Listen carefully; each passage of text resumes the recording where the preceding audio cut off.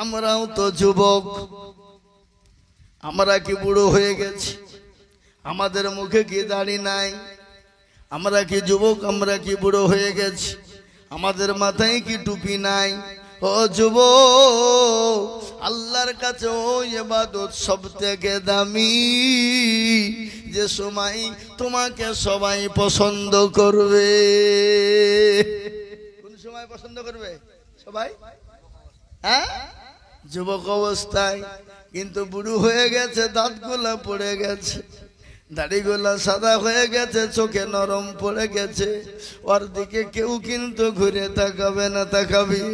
কিন্তু একজন হ্যান্ডসাম দেখনেওয়ালা যুবক রাস্তা দিয়ে হেঁটে যাবে, আর মেয়েরা দেখে বলবে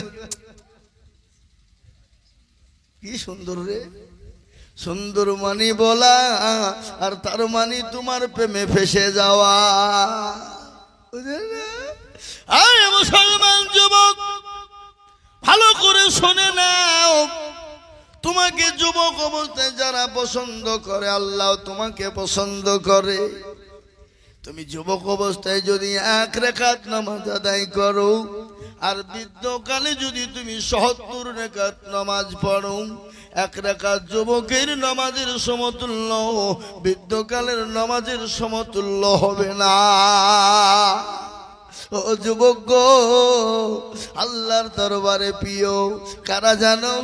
সব থেকে দামি হলো তারা যারা যুবক অবস্থায় নবীর সুন্নতকে রেখে দেয়, আর নবীর সুন্নতকে পাবন্দির সঙ্গে রেখে দেয়। এখন তো আমাদের দেশের যুবকেরা, এখন অনেক চাচারাই তো দাঁড়িয়ে রাখে না, যুবকরা রাখবে কি করে? ও যুবক, মনে করো বিয়ে হবে না, মনে করো বিয়ে হবে না, দাঁড়িয়ে রাখলে মেয়ে পছন্দ করবে না। তাহলে ভালো করে শোনো, আমার নবীর একজন সাহাবা, ও মুসলমান গো, যার নাম হলো সাদ রাদিয়াল্লাহু তাআলা আনহু, হযরত সাদ। দেখতে ভালো না, কালো কিচ্ছিট, ঠোঁট গলা মোটা মোটা, ঠোঁট গলা বেঁকা বেঁকা, দেখতে ভালো না। আল্লাহর নবী একদিন ডাক দিয়ে বললেন, সাদ রে, ও সাদ, তুমি কেমন আছো? সাদের চোখ দিয়ে পানি ঝরে গেল, নবীর সামনে কান্নাই ভেঙে গেলেন। আল্লাহ নবী বলেন, সাদ তুমি কান্না করো কেন? বলে, নবী গো,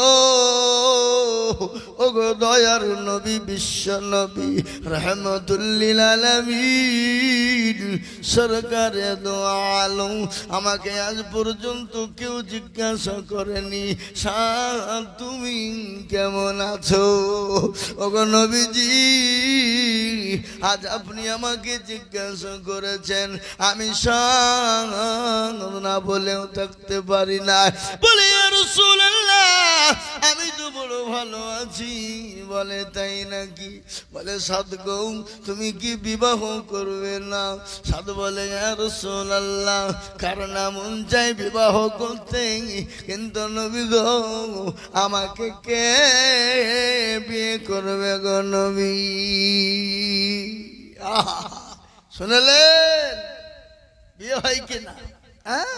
এখন আমাদের দেশের যুবকরা মেয়েদের সামনে সিগারেটে টান, আর চুলের কি কাটিং রে বাবা, মনে হয়েছে নাগাল্যান্ডের কুত্তার কাটিং নাকি? নাগাল্যান্ডের কুত্তা নাকি? রোনাল্ডোর মতন কাট দিয়েছে, মেসির মতন কাট দিয়েছে, এমন কাট দিয়েছে বাবা। আর মেয়েদের সামনে সিগারেটে মারে টান, মনে পছন্দ করবে নাকি? কত রকমের ফেকাম। ও মুসলমান, আজকে তোমরা এখানে অন্যতাই ভোগো, মনে করো যে দাঁড়িয়ে রাখলে বিয়ে হবে না, মুরব্বি হয়ে গেলে বিয়ে হবে না। তুমি তাবলীগ জামাত করো, মাদ্রাসায় চলে যাও, তুমি দাঁড়িয়ে রেখে দাও, ফরজ গণিতা করো, দেখো কত মেয়ে তোমার জন্য বিয়ের প্রস্তাব দিয়ে পাঠাবে না? এই কথা বলেন না কেন? পাঠাবে কি না? আজকে তুমি শুনে নাও, দাড়ি তুমি যত কাটবা, তোমার সবথেকে বড় ক্ষতি হবে দুটো। এক ক্ষতি হবে তোমার চোখের জ্যোতি চলে যাবে। তুমি যত দাড়ি কাটবা তোমার চোখের জ্যোতি তত কমে যাবে। তুমি যত দাড়ি কাটবা তোমার জীবনের যৌবন তত তাড়াতাড়ি শেষ হবে। কি মনে করছো? হ্যাঁ, দুটো জিনিস নষ্ট হবে। কয়টা? একটা হবে চোখের জ্যোতি কমবে, 2 নম্বর হলো তোমার জীবনের যৌবন চলে যাবে, তাড়াতাড়ি তোমার শেষ হয়ে যাবে। আর তুমি তোমার বিবির আগেই তুমি মারা যাবা। ও মুসলমান, দাঁড়িয়ে রাখা সুন্নত, নবীজির সুন্নত। ওই ব্যক্তিকে আল্লাহ রাব্বুল আলামিন পছন্দ করে যারা যুবক অবস্থায় নবীর সুন্নতকে রাখে। এই সুন্নতের সবথেকে বড় দামি। আর এই সুন্নত নিয়ে যারা দুনিয়া থেকে বিদায় হয়ে কবরে যাবে, আল্লাহর ফেরেশতা পর্যন্ত তাদেরকে দেখে লজ্জাবোধ করবে। দাঁড়িয়ে রাখতে হইলে লজ্জা হয়। অনেক চাচা বুড়ো হয়ে গেছে, এখনো তরুণ যুবক সেই যে আবার ডবল বিয়ে করতে চাই। আপনাকে যদি কবরে বলে, ও বান্দা বলো তোমার দলিল কি এনেছো, বলো তোমার দলিল কি এনেছো, যদি দলিল দেখাও তো ভালো, আর দলিল যদি না থাকে তো তাহলে গেল। কেশপুরের পুলিশ আপনার মোটর সাইকেল আটকে দিয়ে বলছে হেলমেট দাও, ড্রাইভিং লাইসেন্স দাও, ইন্স্যুরেন্সটা দাও, ব্লু বুকটা দাও। ও মুসলমান বলে কিছুই না, নয়তো কেস খাও, ফাইন খাও। বলে একটু বাঁচিয়ে নাও। বলে না না না, ঘুষ দিয়ে পকড় থেকে বলে এই নাও, ঘুষ দিয়ে পার হয়ে যাবা। কিন্তু ফেরেশতা যখন বলবে তোমার দলিল কি ছিল বলো, কোন ধর্মের মানুষ বলো, তুমি নামাজ পড়েছো কি পড়নি, কোরআন পড়েছো কি পড়নি, সুদ খেয়েছো না খাওনি, ঘুষ খেয়েছো না খাওনি, যৌতুক নিয়েছো না নাওনি, বলো রে বান্দা। যদি তুমি ধরা পড়ে যাও, যদি বলে এবারকার মতন বাঁচিয়ে ঘুষ নাও, ফেরেশতা বলবে নো রিগিং নো ঘুষিং नहीं चलेगा, खबर में नो रिगिंग नो घिसिंग चलेगा। खबर तो केशपुरेर पुलिस ना, घुस दिबा पार হয়ে যাবা। ফেরেশতাকে যদি বলে ঘুষ দেगा, একে और দুবারই ज्यादा लगेगा। বুঝতে পারলেন না আমার কথা? খবরে কোনো ঘুষ চলবে না। ও মুসলমান গো, ও গো দরদি, কতদিন বাঁচবা, কতদিন দুনিয়ায় থাকবা, কতদিন থাকবা রে বাবা? 50-60 বছরের জিন্দেগি, 70 বছরের জিন্দেগি। এই জিন্দেগির জন্য এত দৌড়, এত ঝাঁপ, এত তাড়াতাড়ি, এত দৌড়াদৌড়ি। কিন্তু মুসলমান গো, মরতে তো হবে, মরণ তো হবে। মরণ থেকে যতই পালাও তোমায় মরণ নিবে ঘিরি, যতই তুমি লাগাও সিঁড়ি। ও মুসলমান জানো তুমি, কবর থেকে তোমাকে বাঁচানো যাবে না, মৃত্যু থেকে তোমাকে বাঁচানো যাবে না। কবর থেকে বাঁচতে হলে, মৃত্যু থেকে যদি বাঁচতে হও, আল্লাহকে আঁকড়ে ধরো, আল্লাহর দিনকে আঁকড়ে ধরো, আল্লাহর হুকুম নামাজ আদায় করো রে বান্দা। 5 ওয়াক্ত নামাজ আদায় করো। আর আমার আল্লাহ এত দয়াবান, শেষ নবীর জামানার রাসূলের উম্মতের জন্য সারা পৃথিবীটাকে যায় নামাজ করে দিলেন। আল্লাহ বলে বান্দারে, আজান যখন কানে পৌঁছে যাবে, মাঠে থাকো, ঘাটে থাকো, গাড়িতে থাকো, বাড়িতে থাকো, বাসে থাকো, ট্রেনে থাকো, প্লেনে থাকো, এরোপ্লেনে থাকো, প্ল্যাটফর্মে থাকো, সঙ্গে সঙ্গে নামাজে দাঁড়িয়ে যাও। পানি নাই, ওযু করবা কি দিয়ে? আল্লাহ বলে বান্দা আমি তাও ব্যবস্থা করে দিলাম। তাহলে হাত মারো, মুখমণ্ডলে হাতটা ঠেকিয়ে দাও, হাত দুটোকে এরকম এরকম মশা করে নাও, যাই নামাজ পড়ে গিয়ে নামাজে দাঁড়িয়ে যাও, কেউ দেখতে পাবে না, আল্লাহ দেখতে পাবে, সাক্ষী দেবে ফেরেশতা। বলে মাবুদ গো, তোমার বান্দা তো নামাজ ছেড়ে দেয়নি, তোমার বান্দা তো নামাজ ছেড়ে দেয়নি। ওগো আল্লাহ, তোমাকে এতটাই ভয় করেছিল, তোমার আজানের সঙ্গে সঙ্গে মসজিদে নামাজে দাঁড়িয়ে গিয়েছিল, যাই নামাজে দাঁড়িয়েছিল, প্ল্যাটফর্মে নামাজ পড়েছে, প্ল্যাটফর্মে সাক্ষী দেবে বাবা, এরোপ্লেনে সাক্ষী দেবে। ও মুসলমান শুনলেন, আমি আজিজুল হক মুর্শিদাবাদ থেকে এসেছি, আমি আপনাদেরকে একটা কথা বলে দিই। কয়েক বছর আগে দিল্লির জমিনে আমি যাচ্ছিলাম জলসা করার জন্যে, ইতিমধ্যে কলকাতা এয়ারপোর্টে উঠে গেলাম, জোহরের আজান হয়েছে, টাইম হয়ে গেছে, আমি যাই নামাজ পড়ে প্লেনের ভিতরে নামাজে দাঁড়িয়েছি, নামাজ পড়বো, কিন্তু যে সেবিকারা ওরা বলছে ইসমে নামাজ নেই হোগা, এস নামাজ মে নেই হোগা, নামাজ নেই হোগা, নামাজ পড়তে দেবে না। কিন্তু ওই প্লেনের ভিতরে যত মানুষ ছিল, হিন্দু মুসলমান শিখ ইসাই, সবাই বলল উনি নামাজ পড়বে, উনি উনার প্রভুকে ডাকবে, উনি উনার আল্লাহকে ডাকবে, তোমার এত অসুবিধা কোথায়? ও মুসলমান গো, পৃথিবীর এমন কোন দেশ নাই আপনি নামাজ পড়তে গেলে আপনাকে বাধা দিবে, পড়তে দেবে না। যারা বাধা দেবে তাদেরকে গিয়ে বলুন একটু পানি দিয়ে নজু করে নামাজ পড়বো, আপনাকে সুন্দর জায়গা দিয়ে দেবে রে বাবা। ও মুসলমান গো, দেখবেন ইসলামের বিরোধিতা যারা করে আল্লাহ তাদের দিলকে নরম করে দেয়। তার কারণ কি জানেন? ফেরাউন তো দুনিয়া জমিনে খোদাই দাবি করেছিল, করেছিল কিনা জোরে বলুন? করে নাই? আল্লাহ কেন ফেরাউনকে ধ্বংস টপ করে নাই জানেন? তার রহস্য কি আপনারা জানেন?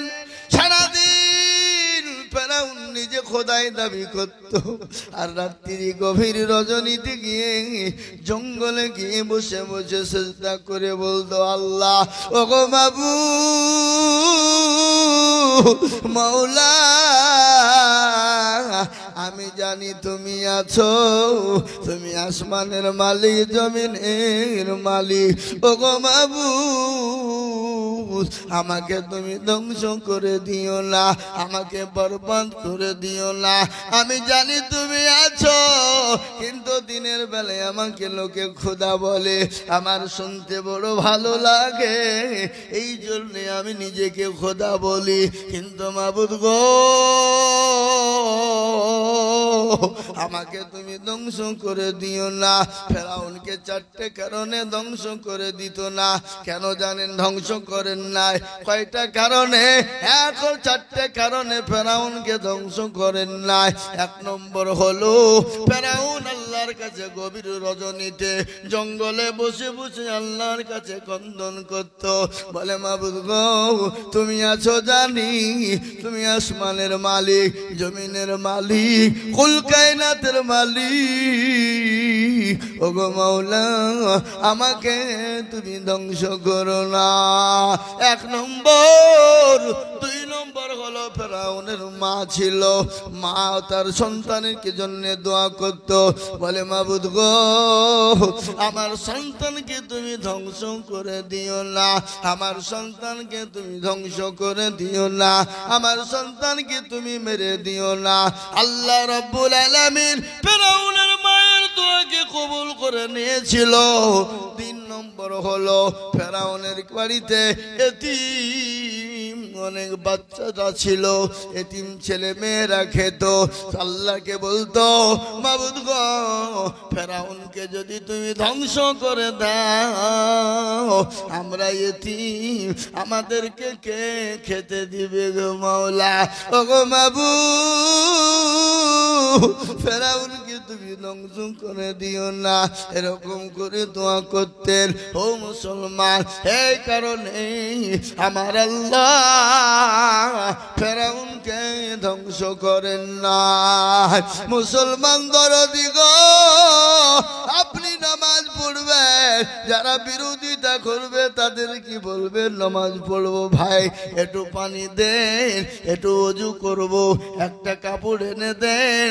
আপনাকে নতুন কাপড় এনে বের করে দিবে।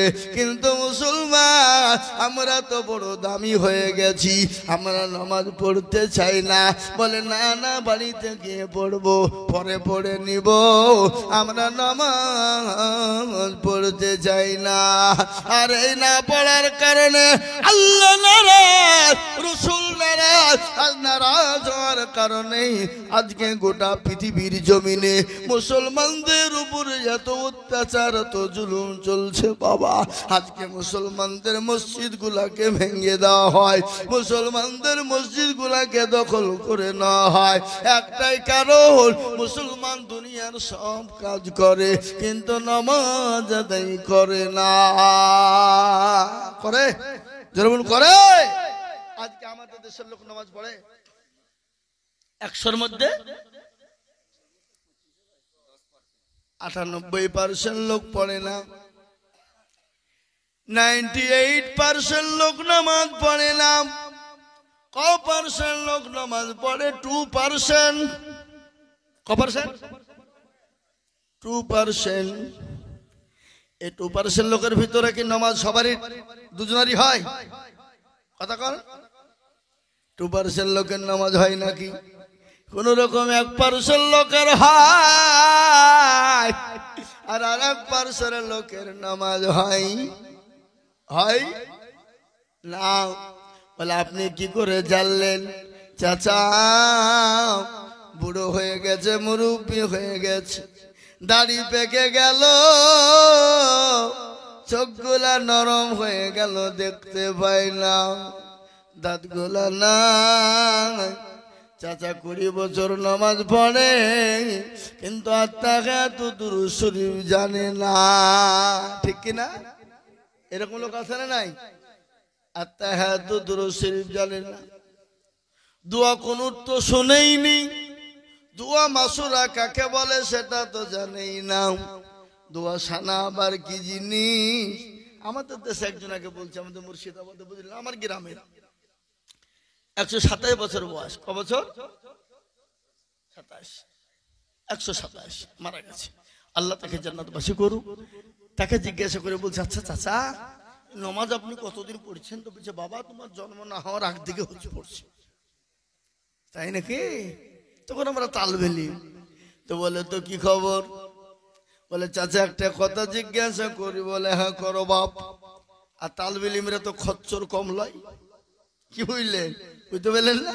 মানে যার পাছনে লাগবে তার দৌড় দেখে গেত। কি বুঝছেন আপনারা বলুন? শয়তান পর্যন্ত তালেব ইলমদেরকে দেখে ভয় করে। কি করে না? করে না? এক গাধা এসেছে, গাধা বুরাক সেজি মাদ্রাসার তালেব ইলমকে ঠকাবে। বলো চলো তোমাদেরকে মেলা ঘোরাইতে নিয়ে যাই। কিন্তু বুরাক সেই গাধার পিঠে উঠবে, 2 জন বসতে পাবে। কিন্তু তালেব ইলম কটা? 3টে। কিন্তু গাধা পিঠের উপর 2 জন উঠে পড়েছে। কিন্তু আর একজনা বলছে, কিসে চড়বো, তো জায়গা নাই। বলে, তোরা দাঁড়া, আসছি আমি। আখড়িয়াওয়ালা বাস এনেছে, বাস বুঝেন না, চালিয়ে দিয়েছে। শয়তান গাধা তখন বলছে, সর্বনাশ, এটা আমার থেকেও শয়তান। তালেব ইলমদেরকে বলছে, বুঝতে পারলেন না? কিন্তু শুনলেন, তালেব ইলমরা যতই যাই হোক, যে রাস্তা দিয়ে যায় আল্লাহ রহমতের ফেরেশতা তাদের পায়ের তলো দিয়ে বিছিয়ে দেওয়া হয়। সুবহানাল্লাহ বলুন। যে রাস্তা দিয়ে মাদ্রাসার তালেব ইলমরা চলে যায়, সে তালেব ইলমদের পায়ের তলো দিয়ে আল্লাহ রহমতের বিছানা বিছানো হয়। তালেব ইলমরা যতই অন্যায় করুক, সেকেন্ডের মধ্যে আল্লাহ তালেব ইলমদের দোয়াকে কবুল করে না। সেকেন্ডের মধ্যে কবুল হয়ে যায়। কেন? এরা হলো নবীর মেহমান। এরা সকল সময় কোরআন তেলাওয়াত, কালচার, নামাজ। কি বুঝলেন? বুঝতে পারলেন না? আল্লাহ তাদেরকে সেকেন্ডের মধ্যে ক্ষমা করে দেন। কিন্তু তালেব ইলমদেরকে কেউ গালি দেবেন না। আলেম ওলামাকে কেউ গালি দেবেন না, আলেম ওলামার সঙ্গে কোনোদিন কেউ খারাপ ব্যবহার করবেন না। যদি বলি আলেম ওলামার সঙ্গে খারাপ ব্যবহার করলে আমি আপনাদেরকে একটা কথা শোনাই, নবীর ওয়ারিস হলো আলেম ওলামারা। কারা? জোরে বলুন। আলেম ওলামারা। নবী চলে গেলেন, কিন্তু নাইবে রাসূল হিসেবে আলেম ওলামাদেরকে আল্লাহ রাসূল রেখে গেছে। তার কারণটা কি জানেন? নবী বললেন, আমি রাসূল দুনিয়া থেকে চলে গেলাম, কিন্তু আমি নাইবে রাসূল হিসেবে রেখে গেলাম। কাদেরকে? যারা বলুন আলেম ওলামাদেরকে। কিন্তু অনেকে আলেম ওলামাকে গালি দেয়, তাই না? খুব। কিন্তু আলেম ওলামাকে কেন গাল দিবা? তোমার বাপের জানাজা পড়াবা, আলেম না থাকলে জানাজা তোমার বাপের হবে না। আলেম ওলামা না থাকলে তোমার বিবাহ পড়ানো হবে না। আলেম ওলামা না থাকলে তোমার মেয়ের বিবাহ পড়াবে কে? তোমাকে জায়েজ না জায়েজ শিখাবে কে? আজকে আলেম ওলামা যদি না থাকতো, মাদ্রাসার শিক্ষা যদি না থাকতো, গোটা পৃথিবীটা গুমরা হয়ে যেত। তোমার ইংলিশ মিডিয়াম চলবে না? চলবে? ইংলিশ মিডিয়ামের কাজ নাই। তাই বলে আমি তোমাকে ইংলিশ শিখতে মানা করিনি। অবশ্যই তুমি ইংলিশ শিখো, বাংলা অঙ্ক শিখো, কিন্তু তোমাকে জরুরি শিখতে হবে আল্লাহর কালাম। জি, এ দেখেন কদিন আগের একটা ঘটনা। আমি নিউজ দেখছিলাম, মোবাইলে দেখছিলাম, কোন একটা দেশে প্রত্যেকটা ধর্মের মানুষগুলো আছে, প্রত্যেকটা ধর্মের মানুষকে জিজ্ঞাসা করা হলো, তোমার ধর্ম কি? বলে আমার ধর্ম অমুক। বলো, বলো তো তুমি পৃথিবীর জমিনে সব থেকে কোন কিতাবটা বেশি পড়ানো হয়? সঙ্গে সঙ্গে বলল, সব থেকে পৃথিবীর জমিনে গীতা পড়ানো হয়। তাহলে গীতা পড়ো। তুমি বলো কোন কিতাব? বলে গীতা। আরেকজন বলছে কোন কিতাব? বলে গীতা। আরেকজন বলছে কোন কিতাব? বলে গীতা। বলে তাই নাকি? তাহলে পড়ো, এক লাইন পড়ো। বলে আমি জানি না। তুমি এক লাইন পড়ো। বলে আমি জানি না। বলে তুমি এক লাইন পড়ো। বলে আমি জানি না। তুমি এক লাইন পড়ো। বলে আমি জানি না। তাহলে তোমরা চারজনা কেউ তো এক লাইন বলতে পারলে না, তাহলে তোমরা কি করে বললে যে গীতা পড়ানো হয় বেশি? মুসলমানদের পালা, মুসলমানদেরকে বলা হলো, চারজনকে বলা হলো, বলো তো পৃথিবীর জমিনে সব থেকে কোন কিতাবটা পড়ানো বেশি হয়? মুসলমানরা বলল কোরআন। আরেকজন বলল কোরআন, আরেকজন বলল কোরআন, আরেকজন বলল কোরআন। চারজনকে বলা হলো, তাহলে তুমি এক লাইন শোনাও দেখি। সর্বপ্রথম একজন বলল আলহামদুলিল্লাহি রাব্বিল আলামিন আর রহমানির রহিম, বলে গোটা সূরাটাই শুনিয়ে দিল। আরেকজনকে বলা হলো, বন্ধু তুমি একটু দু লাইন শোনাও দেখি। ও শুরু করে দিয়েছে আলিফ লাম মিম জালিকাল কিতাবু লা রাইবা ফি, সূরা বাকারা ধরে শুরু করে দিয়েছে। বলে থামো। আরেকজনকে বলা হলো, তুমি বলো দিনী দুলাই। ও শুরু করে দিয়েছে আর রহমান আল্লামাল কোরআন ওয়া লাকাল ইনসান আল্লামাহুল বায়ান। বলে থামো। আরেকজনকে বলা হলো, ও ভাই তুমি বলো দিনী। ও শুরু করে দিয়েছে ইয়াসিন ওয়াল কোরআনিল হাকীম। এরকম করে শুনিয়েছে। যত ধর্মের মানুষ ছিল জাজমানের সামনে হারেসম্যান হয়ে গিয়ে বলল, সবাই সেদিন এক বাক্যে স্বীকার করে নিয়ে বলল, পৃথিবীর জমিনে সব থেকে যে কিতাবটা বেশি পড়া হয় সে কিতাবটার নাম হলো আল কোরআন। জোরে বলুন। পৃথিবীর জমিনে সব থেকে বেশি পড়া হয় যে কিতাবটার নাম হলো আল কোরআন। যে কোরআন 24 ঘন্টার মধ্যে একটা সেকেন্ডের জন্য বন্ধ থাকে না। সুবহানাল্লাহ বলুন। আরো জোরে সুবহানাল্লাহ। সুবহানাল্লাহ কই গো? মেদিনীপুরের মানুষ, হ্যাঁ, একটা সেকেন্ডের জন্য 24 ঘন্টার ভিতরে কোরআনের পড়া বন্ধ হয় না, বলুন ইনশাআল্লাহ। ঠিক না বেশি জোরে বলুন। এখন এই দেশে রাত, অন্য দেশে দিন, আবার অন্য দেশে দিন তো অন্য দেশে সকাল, আবার অন্য দেশে সকাল তো অন্য দেশে সন্ধ্যা লাগলো। ঠিক না বেটি? কথা কর। ও মুসলমান গো, পৃথিবীর জমিনে কোরআন বেশি পড়া হয়, এরকম পড়া পৃথিবীর জমিনে কোনো কিতাব পড়ানো হয় না, হয় না। 24 ঘন্টা কোরআন পড়া হয়, যার মধ্যে একটা সেকেন্ডের জন্যও এ কোরআনের পড়া বন্ধ হয় না। সেই কোরআন মুসলমান পড়ে না, সে কোরআন এই লোক উঠাউঠি করছে, তার মানে কি শেষ করে দিই নাকি? এই উঠাউঠি করলে কিন্তু আমি দোয়া করে দেবো, জেনে দেবা। বুড়া এই মুরব্বী বসেন বসেন, লইলে হবে না। এখন এই মুরব্বী হু হু আপনার এটা খুব ভাইরাল হয়েছে, এদিকেও হয়েছে নাকি? যান যান যান, না বাবজি যান যান যান যান যান। আমি তো কেবল বক্তব্য কেবল রক্ত কেবল সাত করছি, কি বুঝলি? اللهم صل على سيدنا مولانا محمد وعلى علي سيدنا مولانا محمد। এই দুরূদ পড়বেন না, না শুরু করে দুরূদ পড়বেন নাকি? আল্লাহুম্মা সাল্লি আলা, জোরে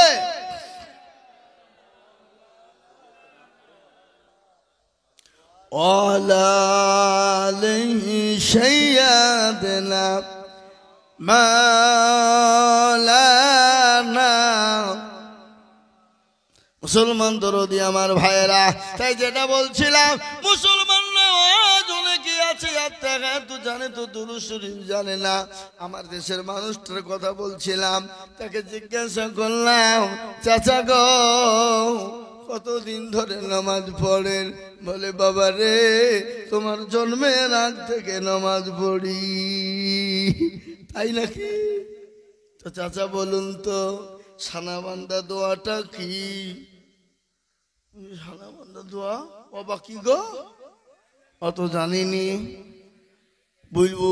বলে এখন বলবো না, পরে বলবো। তাই হবে। আবার আসলাম, আবার বলে চাচা বলেন। বলে এখন বলছি না, আসরে বলবো। আসরে মাল এলো না, মাগরিবে পাত্তা নাই, এসরে ধরেছি চাচা, আপনাকে আর কে ছাড়ছি না, বলাই লাগবে। বলে চাচা বাবজি আমি খুব ব্যস্ত, এখন বলতে পারবো না, সকালবেলাতে ঠিক তোমাকে বলি দিব। তাহলে বলেন তো দেখি চাচা, ফজর বেলায় বলছি চাচা নামাজে হাত বান্ধা সানা দোয়াটা কি বলুন? বলে চাচা কোন সানা? আলু সানা না ডাল সানা?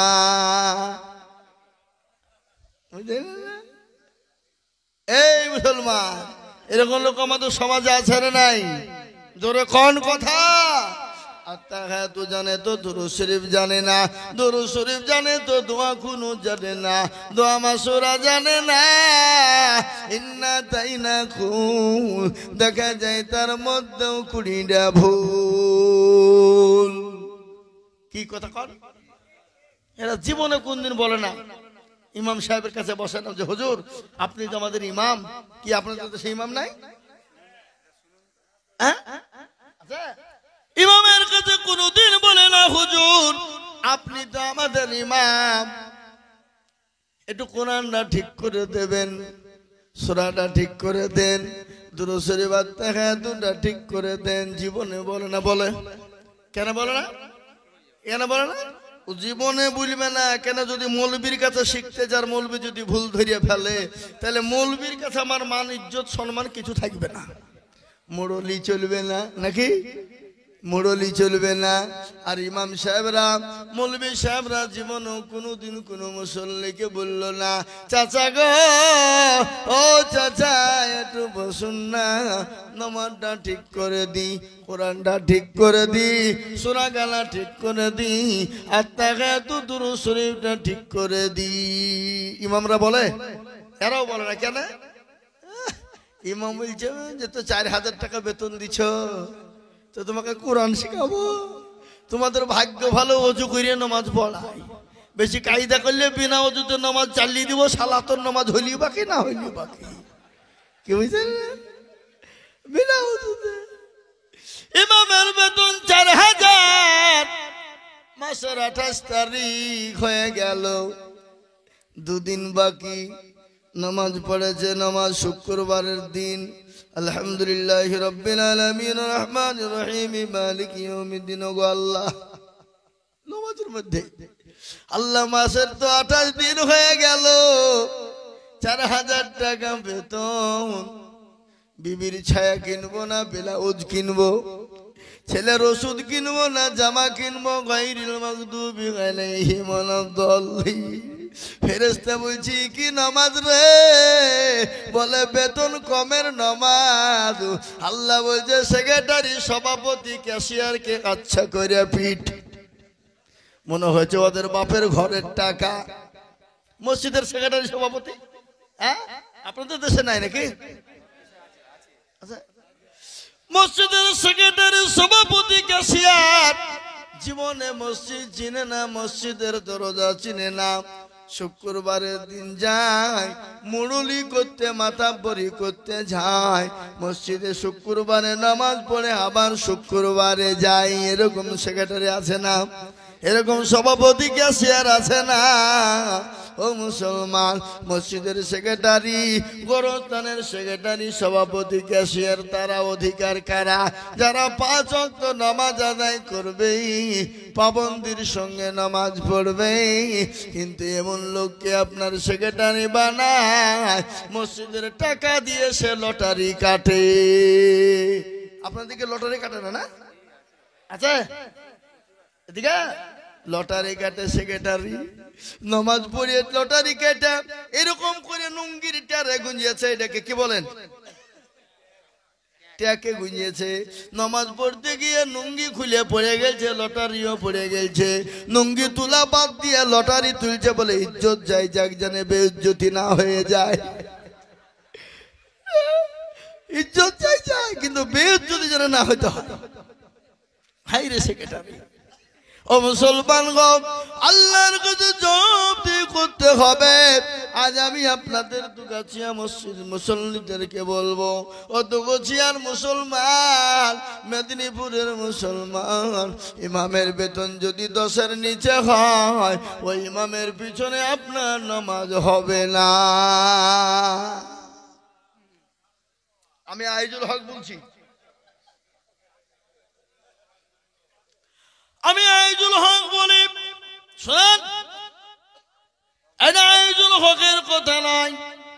কেশপুরের মাটিতে আপনাদের বড় বড় 2টো মাদ্রাসা রয়েছে।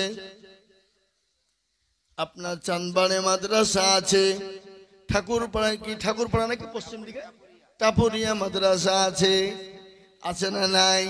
আপনি ওই মাদ্রাসাগুলাকে খুঁজলেন, উলামাদেরকে জিজ্ঞাসা করুন, দারুল উলুম দেওবন্দে চিঠি লিখে পাঠিয়ে দিন। তারা যদি বলে ইমামের বেতন যদি 10-এর নিচে হয়, ওই ইমামের পিছনে কারো নামাজ হবে না। ফতোয়া নেন, দারুল উলুম দেওবন্দের ফতোয়া, এটা আইজুল হকের ফতোয়া নয়। জি, আপনাদের পশ্চিম মেদিনীপুর জেলার সব থেকে বড় আলেম হযরত মাওলানা আজিজুল হক কাসিমি সাহেব, তাই না? হযরত মাওলানা আজিজুল হক কাসিমি সাহেব, যিনি শাইখুল হাদিস পাঁশকুড়া মাদ্রাসার, তেনাকে জিজ্ঞাসা করুন, হুজুর গো, ইমামের বেতন যদি কম হয়, ওই ইমামের পিছনে নামাজ হবে না নাকি মুসল্লিদের? তিনিও বলবেন না। হবে না। আমি আপনাকে বলি, ইমাম মানে হলো বাদশাহ। আপনি বাদশার উপরে আপনি হুকুম জারি করবেন। বলুন তো, যে গ্রামে বাদশাহ আছে আর গোলাম যদি হুকুম জারি করে, বলেন তো সেই দেশে বাদশাহী চলবে নাকি? ইমাম হলো বাদশাহ, আল্লাহর ঘরের ইমাম।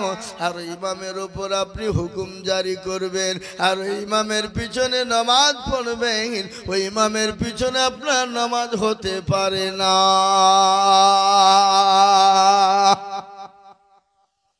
আপনার তো ইমাম গোলাম হয়ে গেল, ইমাম তো আপনার গোলাম হয়ে গেল। হ্যাঁ, মুসলমান, একটু বিবেকে বাঁধে না? আপনার বাড়ির সংসার চালাতে গিয়ে কত টাকা লাগে, আপনার সন্তানদের মানুষ করতে কত টাকা লাগে, আপনার বাড়িতে মেহমান আসলে কত খরচ হয়, আপনার সংসারে কত খরচ হয়। ওই মৌলবি সাহেব, ইমাম সাহেবেরও তো দুটো ছেলে মেয়ে আছে না? মনে করছে মৌলবির বিয়ে করে না নাকি? আমাকে একজন জিজ্ঞাসা করছে একটা মেয়ে, বলে হুজুর আপনারা বিয়ে করেন? না না, আমাদের বিয়ে করবো কেন, আমাদের ছেলে মেয়ে সব আছে। কি বুঝলেন? আল্লাহ ভাইরা আমার, বাবা জীবনেরা, আল্লাহওয়ালা, দিনওয়ালা, ঈমানওয়ালা, আজ আপনাদেরকে আর একটা কথা আমার মনে পড়ে গেল, না বলে থাকতে পারি না। আপনারা দুঃখ নেবেন না, কষ্ট নেবেন না। কথাগুলা যদিও আপনার তিত হয়, কিন্তু বারহাক এটা সত্য। ঠিক কিনা জোরে বলুন। আজকে বলুন তো, আপনার ছেলেকে মেয়েকে আপনি ইংলিশ মিডিয়ামে পড়ান না অনেকেই? এইটা এখানে মিশন আছে, আছে না নাই? কি এখানে মিশন নাই? এইখানে মিশন আছে। আমি জানি কত টাকা দিয়ে ছেলেদেরকে ভর্তি করে এবং মাসে মাসে বেতন দেয়, তাতে কোনো দ্বিধা নাই। মাস্টারকে বলে, মাস্টার মশাই শুনুন, আমার ছেলে যেন ইংলিশম্যান হতে পারে, অঙ্কম্যান হতে পারে, আমার ছেলে যেন ইতিহাস নিয়ে কথা বলতে পারে, তাতে যত টাকা লাগে দিব। কিন্তু একটা লোক বুকে খা দিয়ে দু গাছির মানুষ, বলুন তো দেখি। মৌলভী সাহেবকে বলেছেন, হুজুর গো, আমার মেয়ে জানে আরবিতে কথা বলতে পারে, আমার মেয়ে জানে, আমার ছেলে জানে আরবিতে কথা বলতে পারে, কোরআন পড়তে পারে, কোরআন নাসিক করে সই করে পড়তে পারে। ওগো হুজুর, কত টাকা নিবেন? একটা বার কেউ বলেছে? কাকে দোষ দিবেন রে বাবা? কাকে দোষ দিবেন? কাকে দোষ দিবেন? আচ্ছা বলুন তো, ইংলিশের মাস্টারকে 3000, বাংলার মাস্টার 3000, অঙ্কের মাস্টার 3000, কিন্তু কোনদিন ইমাম সাহেবকে বলেছেন, হুজুরকে বলেছেন 1000 করে মাসে দিব আমার ছেলে মেয়েদেরকে কোরআনওয়ালা বানা? কাকে বলবো বাপ, কার কথা বলবো শোনা? ও মুসলমান গো, বলুন তো, এই জাতি মার খাবে কি খাবে না? এই জাতিতে এমনি মার খাবে না? তাই এবার আমার বাবা জীবনেরা, আমি যেটা বলছিলাম, নামাজ ছাড়া আপনার কোনো গতি নাই। কাফেরের সঙ্গে মুসলমানের পার্থক্য হলো নামাজ। কি জোরে বলুন? কাফেরের সঙ্গে মুসলমানের পার্থক্য, সেটা হলো নামাজ। আজকে একটা কথা আপনাদেরকে উদাহরণ দিই। জমিন আছে না, জমি, এগুলা কি জমিন তো নাকি মাঠ তো? আচ্ছা বলুন তো, যে জমির কোনো দলিল নাই, যে জমির কোনো রেকর্ড নাই, যে জমির কোনো পর্চা নাই, সে জমিগুলাকে কি বলা হয়? খাস বলা হয়। তার মানে হলো বেওয়ারিশ, তার কোনো রকমের কোনো ওয়ারিশ নাই। তো যারা নামাজ পড়ে না, আল্লাহর হুকুম মানে না, তারা হলো বেওয়ারিশ, তারা খাস, তাদের কোনো দাম নাই। আমার মনে হয় যদি বলা হতো যারা নামাজ পড়ে না তারা বাপ দাদার কোনো জমির ভাগ পাবে না, তাহলে আমার মনে হয় মসজিদে জায়গা হতো না। ঠিক কিনা বলে? যদি বলা কত যারা নামাজ পড়ে না তারা বেওয়ারিশ খাস, তাদেরকে কবরে মাটি দেওয়া হবে না। আমার মনে হয় মসজিদে কোনো জায়গা হতো না। আমি যদি বলতাম, আমরা যদি আইন হতো যারা নামাজ পড়ে না তাদের কবর, তাদেরকে জানাজা পড়ে দেওয়া মাটি দেওয়া হবে না, মনে হয় বাবা মসজিদে জায়গা হতো না। যদি বলা হতো যারা নামাজ পড়ে না তাদেরকে জমি জায়গার ভাগ দেওয়া যাবে না এবং তাদের বিবাহ বন্ধন করা হবে না, আমার মনে হয় মসজিদে কোনো রকম জায়গা হতো না। ঠিক কিনা জোরে বলুন। ও মুসলমান, যে জমির কোনো দলিল নাই, যে জমির কোনো পরচা নাই, যে জমির কোনো রেকর্ড নাই, তার জমির হলো খাস। যে মুসলমানেরা নামাজ পড়ে না আল্লাহ বলবে তোরা তো বেদলিল, তোদের তো রেকর্ড না, তোদের তো পরচা নাই, তোরা আমার বান্দা না, তোরা যেদিক মন সেদিক চলে যা, আমি তোদের খোঁজ খবর কিন্তু রাখবো না। কি কথাটা ঠিক হলো না বেরিয়ে গেল? কথা বলু। ও মুসলমান দরদি, আসুন নামাজি হই। আর নামাজ যদি না পড়েন কবর তো ছাড়বে না। আর কবরে প্রতিদিন ডাকে না, ডাকে না। না আপনাদের মেদিনীপুরের মুসলমান মরে না? মরে? মরণ তো সবারই হবে, কে কখন কোন জায়গায় মরবে একমাত্র আমার আল্লাহ ছাড়া পৃথিবীর কেউ বলতে পারবে না। পৃথিবীর জমিনে আমার আল্লাহ পৃথিবীতে সব ক্ষমতা মানুষকে দিয়েছেন, কিন্তু 5টা জিনিস আমার আল্লাহ মানুষকে দেন নাই এবং কিয়ামত পর্যন্ত কোনোদিন দিবে না। তার মধ্যে একটা হলো মৃত্যু। মৃত্যু কার কখন কোন টাইমে হবে, কে কিভাবে মরবে, কে কোথায় মরবে, কার কোন জায়গায় মৃত্যু হবে একমাত্র কে জানে। জোরে বলুন, কে জানে? আর মরণের পরে জায়গা কোথায়, সেটা হলো কবর। আর ওই কবর তো প্রতিদিন ডাকে রে বাবা, কবরে প্রতিদিন ডাকে, ডাকে না? কার ভরসায় আছো রে মন, কিসের এত মায়া, এত সাদের বাড়ি তোমার ভেঙে যাবে বাসা। ও তোর গনা যৌবন ফুরাইয়া যাবে, যৌবনে লাগবে ভাটি, ওই যে ডাকিতেছে তুমি কবরের মাটি। সুন্দর আগে যেদিন ডুবিবে বেহালা, সুন্দর আগে যেদিন ডুবিবে বেহালা, এক পলকে ভেঙ্গে যাবে তোমায় রঙ্গেরি মেলা। ও কারে তুমি ধমক দিবা, কার মাথায় ভাঙবা লাঠি, ওই যে ডাকিতেছে তোমায় কবরের মাটি, ওই যে ডাকিতেছে তোমায় কবরের মাটি। খবর পেয়ে আসবে আত্মীয় সহজন, খবর পেয়ে আসবে আত্মীয় সহজন, তোমার চারি পাশে বসে তারা করিবে কান্দ। ও তোমায় সাজায়া দিবে মনের মতো, সাজায়া দিবে মনের মতো, কি সুন্দর পরিপাটি, ওই যে ডাকিতেছে তোমায় কবরের মাটি।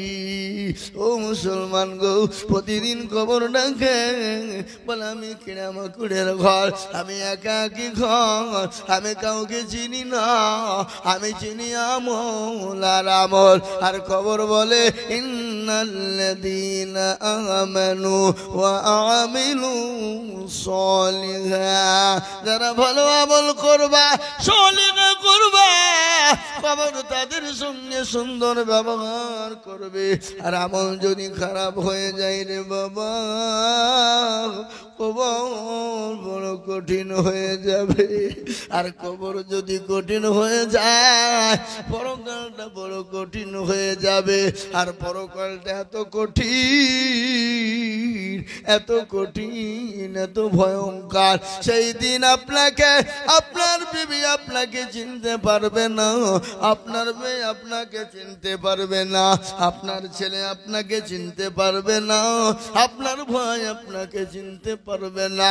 কোরআন বললেন, ইয়াউমা ইয়াফিরুল মারউ মিন আখিহি ওয়া উম্মিহি ওয়া আবিহি ওয়া সাহিবাতিহি ওয়া বানি। কিয়ামতের দিন আপনার বিবি আপনাকে চিনতে পারবে না, আপনার ভাই আপনাকে চিনবে না, আপনার ছেলে মেয়ে আপনাকে চিনবে না, কেউ আপনার জন্য যারা পরিমাণ বোঝা বহন করবে না।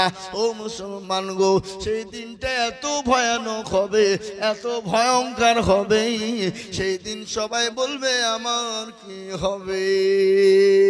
আর সেই দিন আমার কি হবে, আর প্রতিটি মানুষ তো উলঙ্গ হয়ে উঠবে। হযরত মা আয়েশা সিদ্দিকা রাদিয়াল্লাহু তাআলা আনহা, উম্মুল মুমিনিন, আমাদের জননী মা আয়েশা, সামনে বিশ্ব নবী বলছেন, আয়েশা গো, তুমি কি জানো কিয়ামতের দিনটা এত বড় কঠিন, এত বড় কঠিন, এত ভয়ঙ্কর। সেই দিন কেউ কাউকে চিনতে পারবে না, সেই দিন প্রতিটি মানুষ উলঙ্গা হয়ে উঠবে আর বলবে, মাবুদ গো, আমার কি হবে, আমার কি হবে। মা আয়েশা বলেন, নবী গো, প্রতিটি মানুষ উলঙ্গা হয়ে উঠবে গো নবী। বলে, হ্যাঁ, বলে, ইয়া রাসূলুল্লাহ, আমরা যে আপনার বিবি, আমরা আয়েশা, আমরাও নাকি উলঙ্গা হয়ে উঠবো। নবী বলেন, আয়েশা, সেই দিন তোমরা উলঙ্গা হয়ে উঠবা। বলে, ইয়া রাসূলুল্লাহ, আমরা তো সেদিন বড় লজ্জিত হয়ে যাব গো নবী। নবী বলেন, আয়েশা রে, সেই দিনটা এত বড় কঠিন হবে, সেই দিন কেউ কাউরির দিকে চেয়ে দেখবে না। ও মুসলমান, আজকের একটা ঘটনা শুনলেন, এই কিছুদিন আগে বন্যা হয়ে গেল, হলো না গো, বন্যা হয়ে গেল। আমি দেখলাম সেই বন্যা একটা ঘটনা নিউজের মাধ্যমে দেখছিলাম। ও মুসলমানেরা, বিবি ধরেছে আপনার স্বামীর পেছন দিক, দুই সন্তানকে দুই কাঁধে নিয়ে বাড়ি থেকে বেরিয়ে পালিয়ে আসতে যাবে, কিন্তু রাস্তার মাঝে এমন করে পানি আস্তে আস্তে ডুবন্ত হয়ে গেল। স্বামী বিবিকে হাত দিয়ে ধাক্কা দিয়ে ফেলে দিল, কোথায় ভেসে চলে গেল। দুই ছেলেকে দুই কাঁধে থেকে বাপ ছুড়ে ফেলে দিল। বাপ দুই ছেলে কোন দিকে চলে গেল, আর বাপটা আপনার কোন রকম আপনার সাথে এসে উপরে উঠে গেল। ও মুসলমান, এটা যদি দুনিয়ার এরকম বিপদের সময় হয়, পরকাল যে আর থেকে আরো বড় বিপদ হবে, আরো কঠিন হবে, সেই দিন তো কেউ চিনবে না।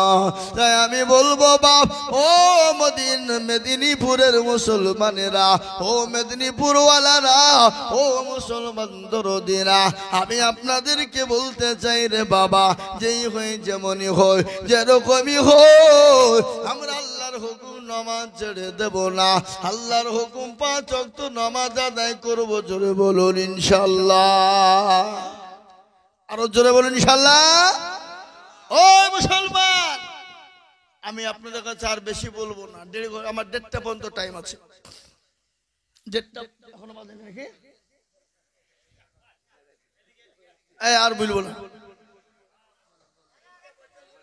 ভাই আমার, সোনারা আমার দরদি মুসলমানেরা, আপনাদেরকে একটা আমার প্রশ্ন, সে প্রশ্নটা হলো, যেই হন, যেমনই হন, যাই হন, যেরকমই হন, নামাজ 5 ওয়াক্ত আমরা পড়ার চেষ্টা করব। বলুন ইনশাআল্লাহ। আর একটু জোরে বলুন ইনশাআল্লাহ। মুসলমান ইনশাআল্লাহ বলতে পটু, কিন্তু নামাজ পড়তে পারবে না, যাবে না। তার কারণ একটু শুনেলেন, আমাদের দেশে এই আপনার এই যে গরু, এই গরুর দুধ দোহায়, ওদেরকে কি বলে? গোয়ালা। কেউ বলে ঘোষ, কেউ বলে গোয়ালা, তাই না? একজনের কাছে টাকা পাওয়া যাবে, বুঝলেন তো? কারি সাহেব এসে বলছে, কারি সাহেব এই গোয়ালার কাছে টাকা পাবো, ওই প্রত্যেকদিন ইনশাল্লাহ বলে ঘোরাই, আর মানে কি? তো কারি সাহেব বলছে, এই গোয়ালা, তোর 60 বছর না হলে তোর বুদ্ধি হয় না? তো জানিসনি ইনশাল্লাহ মানে যা সালা তোকে টাকা দিব না? হ্যাঁ, এর ভিতরে এই ভরা আছে, কি বুঝলেন? তো আমাদের মুসলমানদের ইনশাল্লাহ, এই তো ইনশাল্লাহ, ইনশাল্লাহ নামাজ পড়বো, বলবো, দিয়ে যাবো না। এ মুসলমান, আমরা সত্যি আপনার বিবেককে জিজ্ঞাসা করুন তো, রাত্রি যখন বাড়িতে ঘুমাবেন, বিছানায় যাবেন, চোখটা যদি বন্ধ হয়ে যায় তো পরকাল, আর চোখটা যদি খুলে যায় তো ইহকাল। আর আপনারা ঘুমানোর পরে আপনার চোখ দুটো খুলবে, গ্যারেন্টি কার আছে? আছে গ্যারেন্টি? নট গ্যারেন্টি, কোন রকমের কোনো গ্যারেন্টি নাই রে বাবা। ও বাবা, আমার একটা ঘটনা মনে হয়ে গেল, সাহাবা রাদিয়াল্লাহু তাআলা আনহুদের জীবনী। আমি এর আগে আপনাদেরকে বহু শুনিয়েছি, আমার ইউটিউবের মধ্যে দেখতে পাবেন ঘটনাটা। ইউটিউবের নাম আমি আপনাদেরকে বলে দিয়ে যাই, কি নাম গো? এসবিটি ওয়াচ এম, আমার ইউটিউবের চ্যানেল এসবিটি ওয়াচ এম। আপনারা দেখবেন, আমার ওই বক্তব্যটা পাবেন। নবীর সাহাবায়ে কেরামদের একটু ঘটনা শুনে নি। সাহাবাদের বাড়িতে অভাব ছিল, জীবনে একদিন, 2 দিন, 3 দিন করে খেতে পায়নি। তাদের বাড়িতে কোনো পোশাক ছিল না, তাদের বাড়িতে কোনো কাপড় ছিল না, কিন্তু জীবনে কোনোদিন তারা এক ওয়াক্ত নামাজ কোনোদিন কিন্তু তারা ছেড়ে দিত না।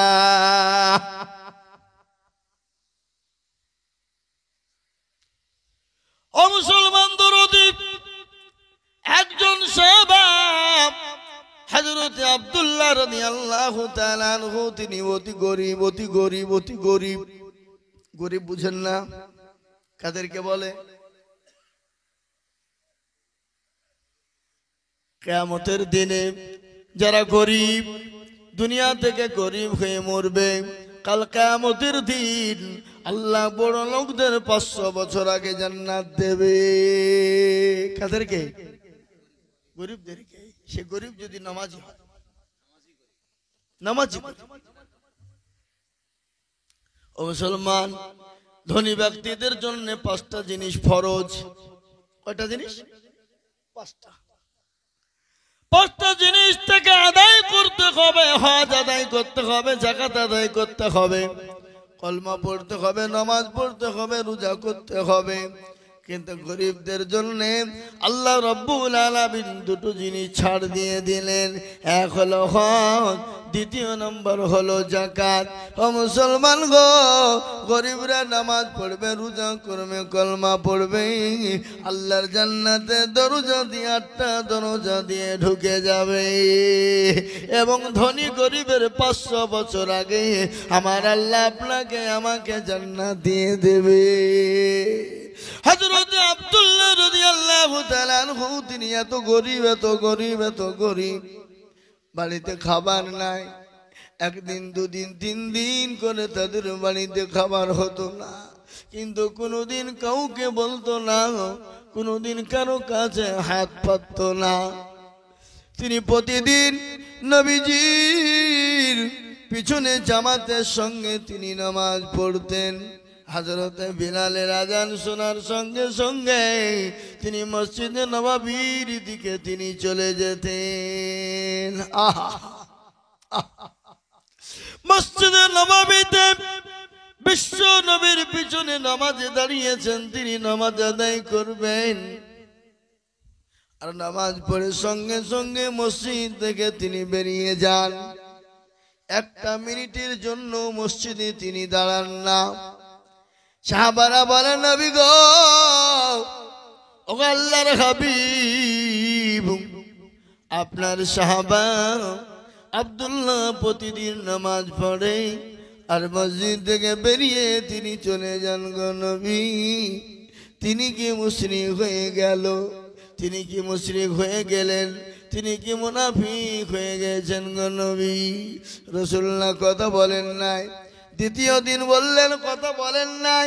তৃতীয় দিন নবীজি বললেন, ও সাহাবারা, এবার যখন ফজরের আজান হয়ে যাবে, আমার সাহাবা যখন মসজিদে নববীতে নামাজের জন্য আসবে, আমার পিছনে নামাজ পড়ে সালামের সঙ্গে সঙ্গে তিনি বেরিয়ে যাবে। আর তোমরা বলবে, আল্লাহর হাবিব তোমাকে বসতে বলেছে। একটা ধাপ নবীজি বসতে বলেছিল, মানে আর এক ধাপ উঠানো যাবে? জোরে কোন কথা, জোরে বলুন।